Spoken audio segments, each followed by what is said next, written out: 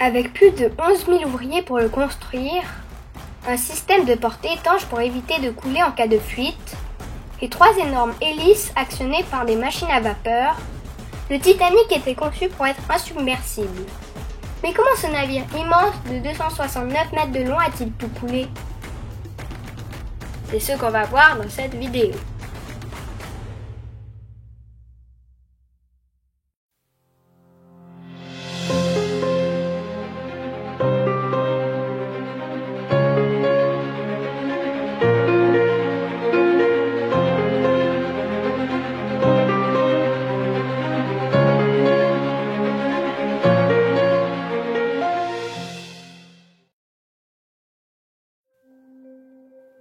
En 1900, les compagnies maritimes se rivalisent pour bâtir les plus gros navires.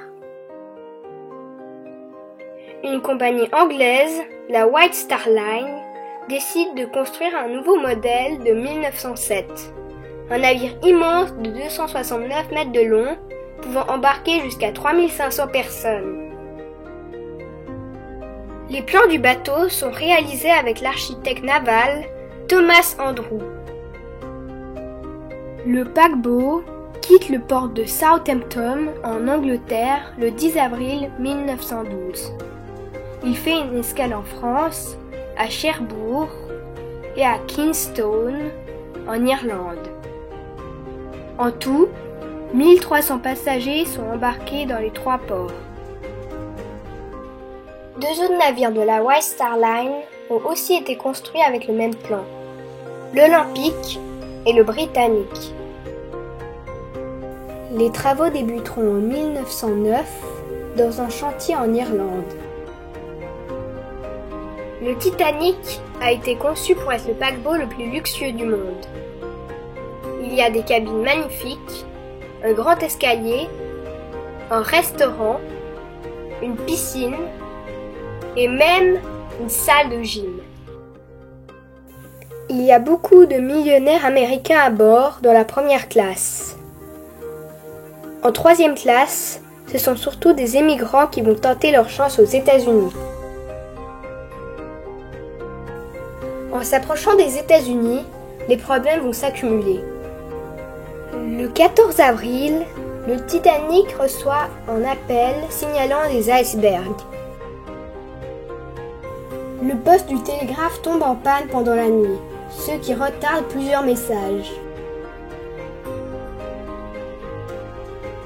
Et vraiment pas de chance, les jumelles du Vigie ont été enfermées dans un coffre dont les clés ont été emportées par erreur par un marin descendu en Irlande. À 23h35, l'alarme retentit, mais c'est déjà trop tard. L'iceberg est droit devant.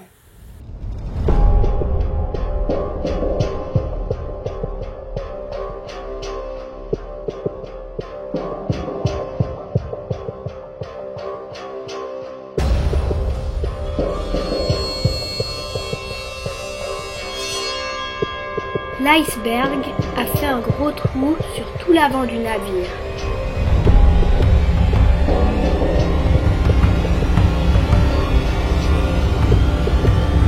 Les rivets, des sortes de petits clous qui tiennent les plaques métalliques de la coque, n'ont pas tenu. L'eau rentre dans le bateau. À 23h53, le capitaine du bateau fait stopper les machines. L'architecte du paquebot comprend vite que le navire va couler.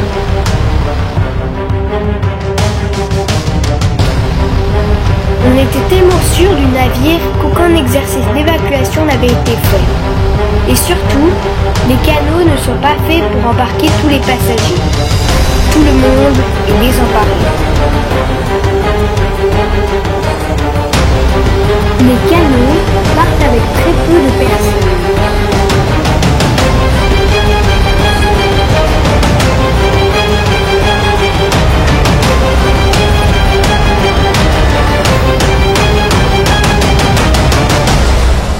À 2h15, il n'y a plus de canaux disponibles.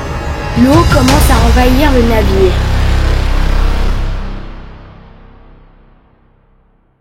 À 2h20, la première cheminée s'effondre.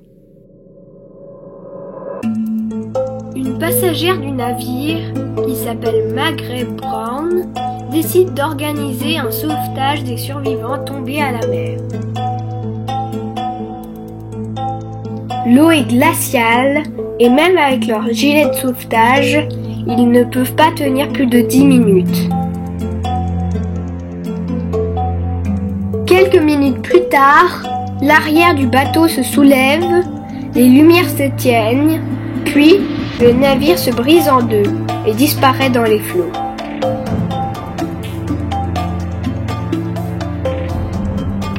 Le navire le plus proche était le California, mais son opérateur radio était allé se coucher.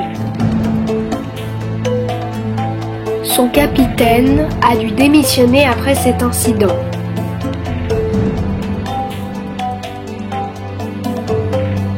Le Carpathia a entendu les appels d'urgence, mais il n'arrivera qu'à 4h30 du matin.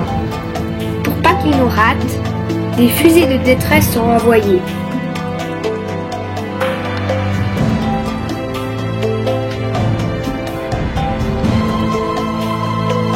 Sur les 2200 personnes présentes sur le Titanic, il n'y a eu que 700 rescapés.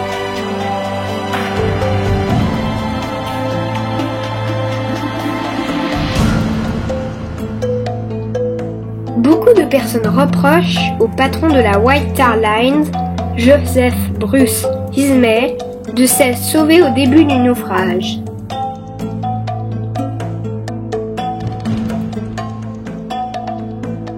Après cette catastrophe, les bateaux devront tous prendre un chemin plus au sud, loin des icebergs, et embarquer suffisamment de canaux pour tout le monde.